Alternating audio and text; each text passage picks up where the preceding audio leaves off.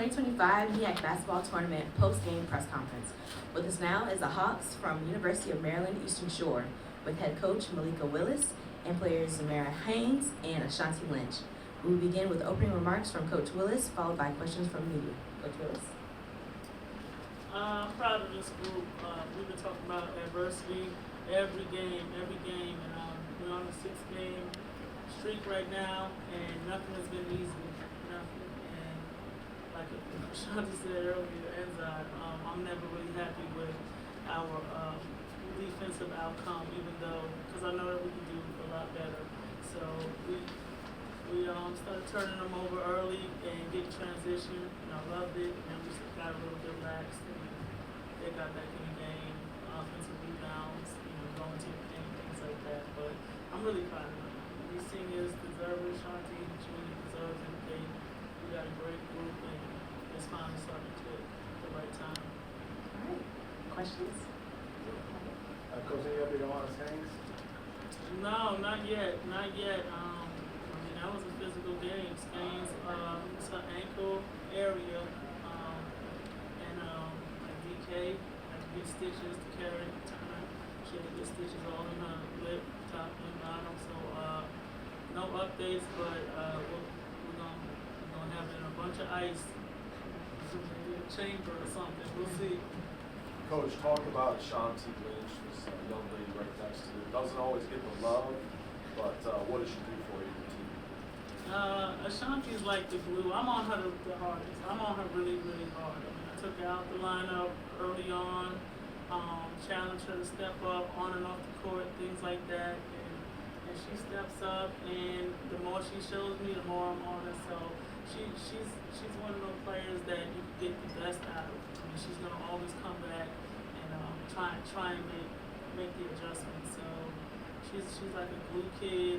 She's gonna stretch the floor on offense, get out there on defense, go for some steals, and she's tough. She's gonna take some charges too. All right, so Coach, you got Chippy out there. What your players were able to maintain composure and your coaching staff. How does a gritty win like this prepare you for the next round, and how long do you enjoy this? Excuse me. We talk about championship behavior, especially going into the tournament. So it's something that is taught. You just don't learn how to be a champion. Wake up and be a champion. You have to learn how to do it. You have to learn how to lose games. You have to learn how to win games. And you have to learn how to go through that handshake line at the end. All of that. So it's very chippy. But quite honestly, every game we've been in has been chippy. I don't know what that's about, but we got some tough players. We got a tough coaching staff, tough everything is around us. So, and that's how we roll. So we expect you. But the the beautiful part is that, like you said, handling our composure. Maybe a month ago, I went and looked at the first game, she got kicked out the game. Now we, roll. She's good. This way, everybody, talk about the domination on the boards. How key that was today.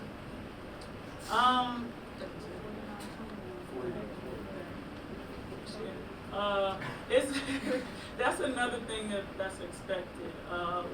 We have to rebound. We have to win possessions because we had early on we had to find scoring.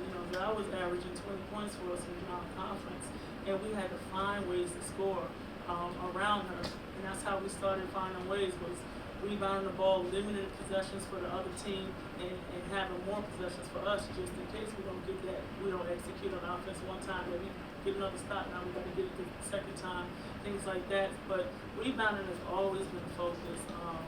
With this team, it's just part of my philosophy in general. Again, it's just taking away possessions from another team, one and done, and getting in transition.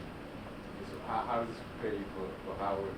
Those at UBS, we know the history. I know Zidane, she got that shot from a couple years ago. So how do you prepare for this matchup? Well, we've been preparing. We've been preparing the last few weeks for this kind of atmosphere. Again, the matchup is the matchup. We really work on us more than other teams at this point. Because we do have a lot to work on. And, you know, they're gonna have 1 through 5 out there, and we're gonna have our 1 through 5. It might not be in that position, but we're gonna have 5 players out there. I don't know who's playing what position at this point, because everybody's just, you know, the next warming up mentality. They come in and do their thing, but we have been preparing for this. I'm comfortable with it. I mean, hopefully Skanes will give us a little something, but if she's out, we'll be fine with that also, and fix our rotation. This was it. In terms of like when I was talking about in terms of that matchup a couple years ago, what have you learned from that point that you can teach your teammates now about your experience with that point? Just staying poised, sticking to the game plan, just remembering who we are as a team and what we need to do when we go out there, and just she wasn't one of those players to make those shots, but she got lucky. So that's kind of what we wanted to do. We just wanted to force non-factors to be a factor in tough moments like that. So if it come down to it and somebody else get lucky, we just gotta live with it. But that's basically what I took away from that game. Just roll with the punches, take the good with the bad type of thing. In your experience now, just playing the one, how have you growth with the one that's playing the one this year? Can you say that again? Your growth of playing the one this year, you're playing like you're out the ball and that one. Your growth in that throughout this season. Well, I never expected to be the point guard of the team. I was always the scorer. I'm always the one getting the handoff or getting set up to get a bucket or whatever. So just doing what my coach asked me, doing what's going to win the game, and doing what's going to help my team. I feel like that's my main thing. That's always been my main thing. So I'm always going to get in where I fit in. This is for any of you guys who want to answer. 39-33 going into the half. You have 2 big steals coming out of the gate in the second half, and it seemed like you guys were in a lot more of control. Just what was the conversation in the locker room at the halftime break? First. You know, I talked about this last week with the media, and our team is communicating a lot more now. So in the locker room, instead of me just having the floor the whole time, just talking and lecturing and things like that, I always ask them what they have, but we talk about it now. So they want to come out and go 2-3. We did it, and that's what led to those steals. So that kind of thing, like this is their team right now. This is their moment, and that was their decision. And so that's what we changed it up defensively, and it didn't seem like Morgan was ready for it, so we came out hot. Going into this tournament, one of our main things as a team was not to leave no stone unturned. So when we go in the locker room, we not trying to leave nothing on the table. We talking about pretty much everything: rebounding, defense, steals, turnovers, free throws, threes, everything. So the conversation is just pretty much the whole stat sheet. Like, we talking about everything. We trying to make sure we go back out there ready just to keep punching. We just talked about being more aggressive and having pride on the ball and getting stops and jumping into passing lanes so we can get steals. It was undisciplined in some areas, so we just anticipated the next pass and then went and converted on offense. This is for Zamara and Ashanti. Did this win give you a little bit of an extra oomph that you got to send home to somebody that used to be a teammate of yours? Yeah, I feel like every win going forward is just that push that we need going into the next game. And we don't take no wins for granted. We learn from winning and losing. So, yeah, I definitely think it gave us a little bit more push. Every win from this year, all the way back to when we beat Dayton, that was a push for the rest of the season. So every win is a push for real. You also need to talk about Kaya Turner. She got busted up, but she came back. She played with fire. Again, expected. That's that. DK, she didn't start early on in the season, and you know, as being a coach, you know, you watch your players in practice and you watch where they can fit in and things like that. And she was just steady Eddie, and she's one of them players that's gonna get in there and roll her sleeves up. She don't have a problem with anything. She stands on business, my kind of player. So I knew as long as they said she was getting stitched up, I said, is she in the back? They said, yeah, I knew she was coming back. As long as she didn't leave this gym, she was coming back. DK, that's my roommate, 109. We talked back when she wasn't starting me, because I'm telling her, keep your head down, keep working, show coach why she should start you and earn your keep. So I'm proud of DK. Baltimore area, went to school in Baltimore. She's from Annapolis, but that Baltimore heart, she got that. So I'm just proud. I was happy to see her come back out there and push through because that's what we needed. And that was just inspiring for the rest of our team to just see like DK giving everything she got, even her mouth like that. So it's just inspiring. She got that dog in her. Even with her mouth stitched up, she was able to communicate with us, tell us. Yeah. She was talking the whole time with 2 Band-Aids on her lip. She One more question? Shanti, over the course of the season to now, on a 6-game win streak, what have you learned about yourselves to get to the point that you are now?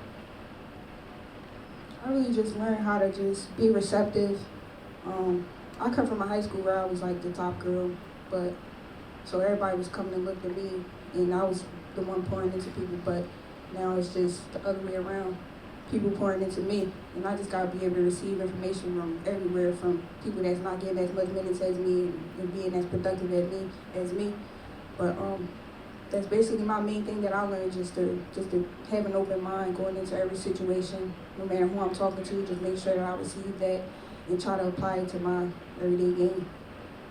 I learned that when I play with confidence and when I focus on playing my role, I get good things, we get good things, we win. So that's what I focus on. All right. Any closing remarks? No. All right. Thank you. Thank you. Thank y'all.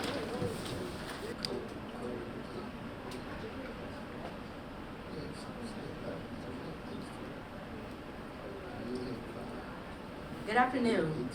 Welcome to the 2025 MEAC Basketball Tournament Post-Game Conference.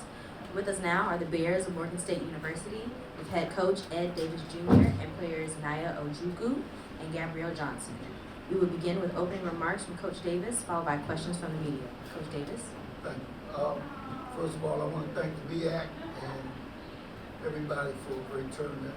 We unfortunately are not advancing, but kudos to UMES. I think they're a rising team and playing hard, and their effort is just unreasonable. They play so hard not to lose, and I was very impressed with that. And I wish both them and Howard luck as they move on in the tournament.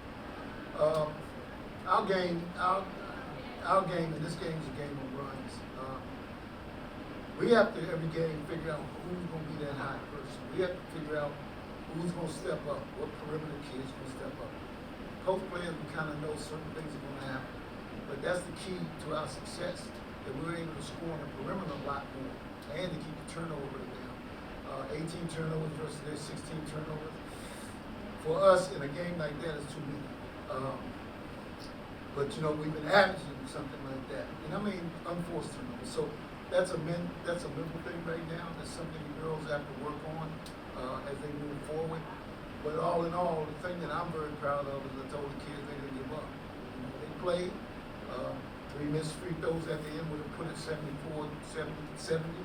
And then another bucket, we would have been right there. But that's not the way to get it goes. A team that does what it has to do gets it done. So, you know, great game. I was proud of my kids. They came to the bench. They were very up. And I didn't see anybody down. This one kept saying, we're not going to lose, not going to lose. This one kept saying. So for me as a coach, that's great words to hear. It makes me feel comfortable continuing to coach through those pressure moments. Questions? Coach, y'all got in trouble early, but still find a way to rally, get in a couple. Just talk about this team again, responding to the challenge.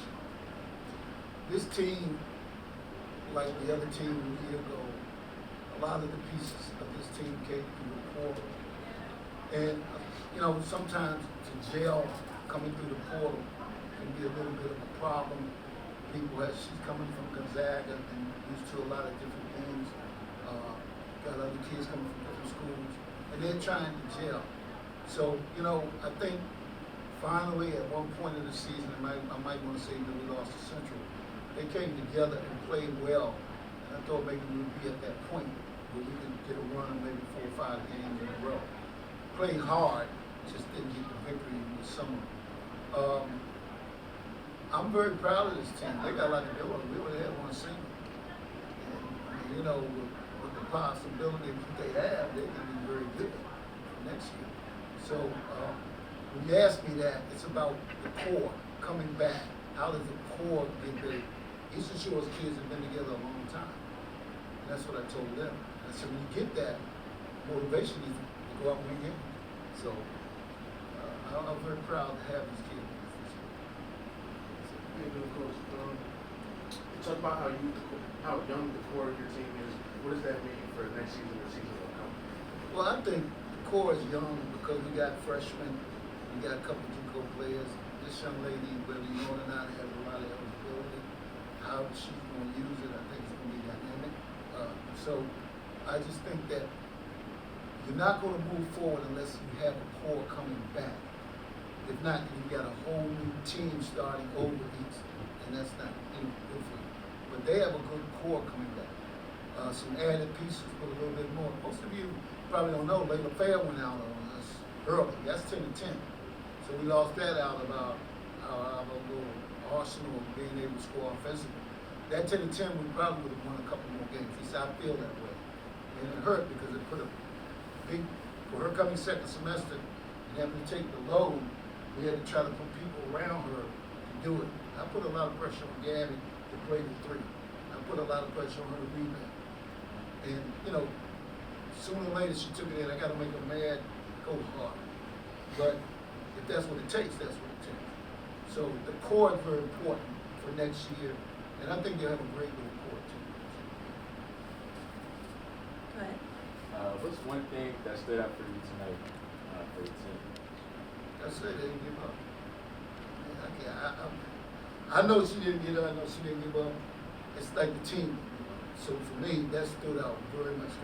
I've seen them go through times where they just drop their head and like, but I didn't see this. I haven't really seen it in the last 4 or 5 games anyway. So it's a team. Gabby, you had a lead in this three, and I saw you were really going through your emotions towards the end. What was that feeling like? You talking to how you were feeling in that?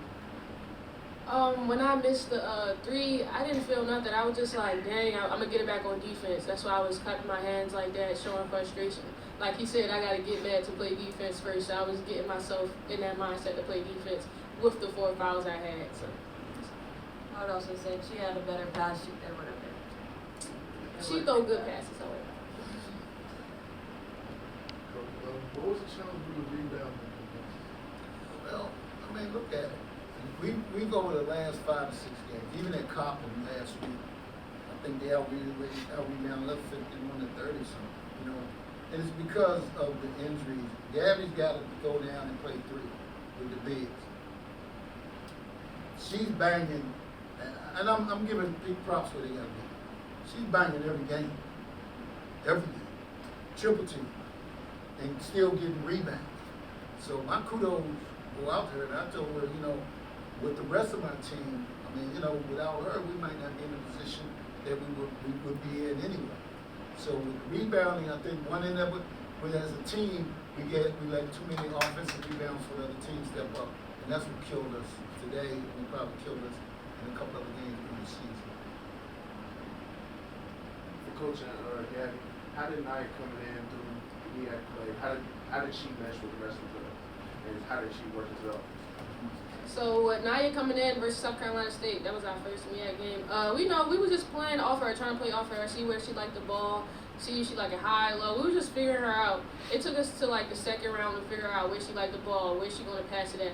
So for me and her had a good 1-2 punch, pick and roll. For me, I didn't know that she liked it high. I'm a lobby, she gonna out jump anybody. So it was just learning to play through her, play out her, like you said. She double walking. So. All right, last question.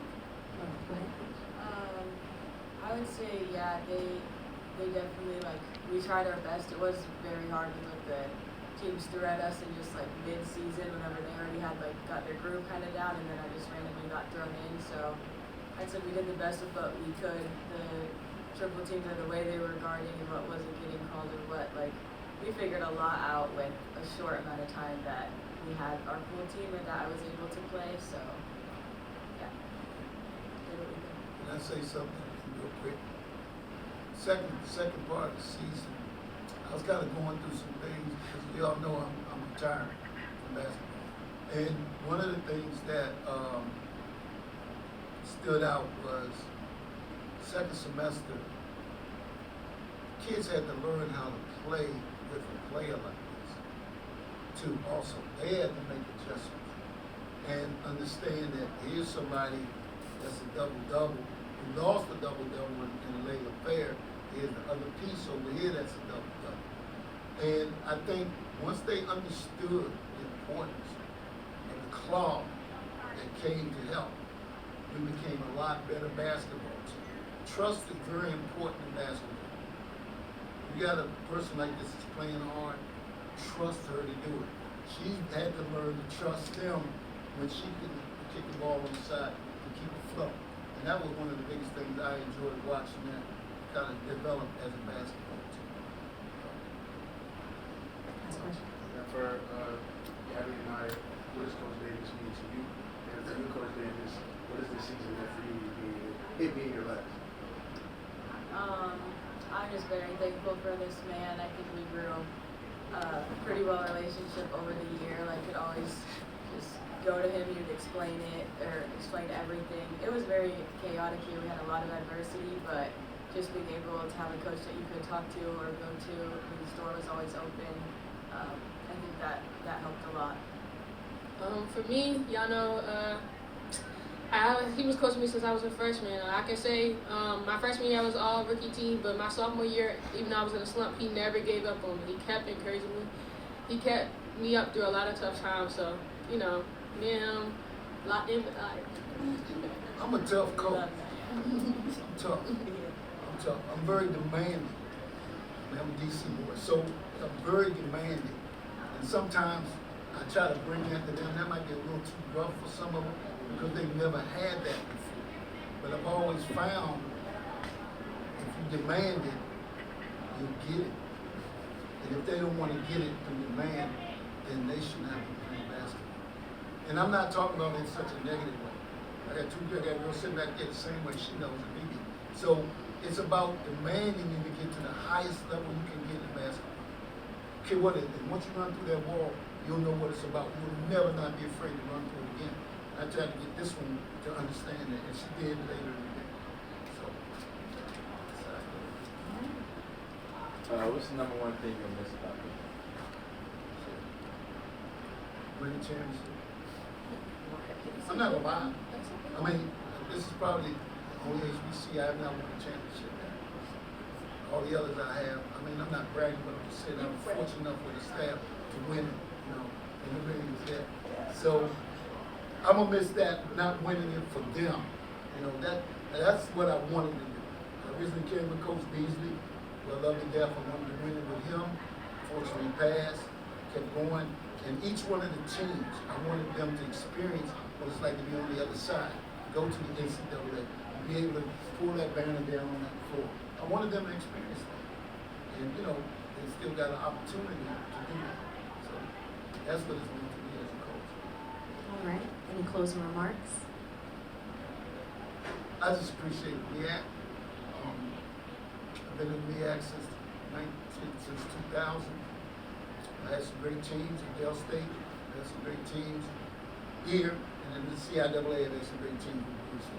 So my career has been blessed. I can't go back and worry about the negative. I can only know what we try to do on the positive side and where it is. For me to see girls out there from Delaware State, Bowie State, that means a lot to me because these girls are now 30 and 40 years old and they're still coming back to support me. That means a lot to me. It really does. So once again, I appreciate everything that MEAC has done for me as a coach, and hopefully I represented them okay. Thank you so much.